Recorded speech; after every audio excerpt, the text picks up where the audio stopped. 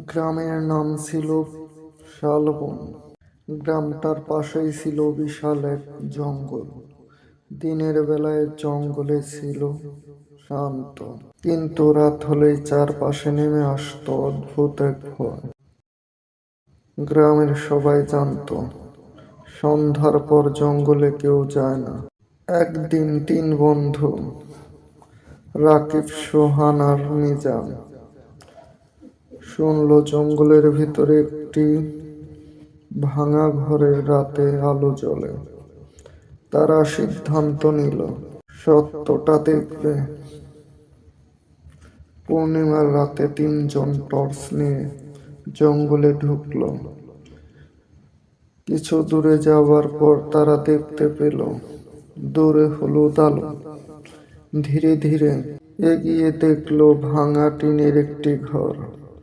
দরজা আধ খোলা, ভেতরে লণ্ঠন জ্বলছে। রাকিব দরজা ঠেলে ঢুকতেই হঠাৎ দরজা বন্ধ হয়ে গেল।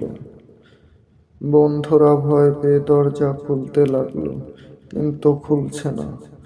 ঠিক তখনই ঘরের এক কোণ থেকে ভেসে এলো কান্নার শব্দ। তারা দেখল সাদা শাড়ি পরা একটি মেয়ে ধীরে ধীরে তাদের দিকে আসছে। তার পা মাটিতে নেই। মেয়েটি ফিস ফিস করে বলল, আমাকে কেউ মনে রাখে না। বন্ধুরা ভয়ে কাঁপছিল। হঠাৎ সোহান সাহস করে বলল, আমরা তোমাকে ভয় পাই না, আমরা তোমার জন্য দোয়া করব। মেয়েটি কিছুক্ষণ চুপ করে তাদের দিকে তাকিয়ে রইল। তারপর ধীরে ধীরে তার মুখে ভয়ঙ্কর সব মিলিয়ে গেল। সে বলল, অনেক বছর পর কেউ আমার জন্য কথা বলল। এরপর দরজাটা নিজে নিজেই খুলে গেল। লণ্ঠনের আলো নিভে গেল।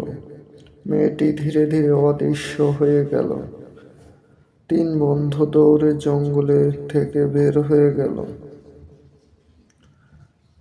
পরের দিন তারা গ্রামের লোকদের সব ঘটনা বলল। গ্রামের মসজিদে সবাই মিলে সেই অচেনা মেয়েটির জন্য দোয়া করল। সেই দিন থেকে আর কখনো জঙ্গলের ভাঙা ঘরে আলো জ্বলেনি।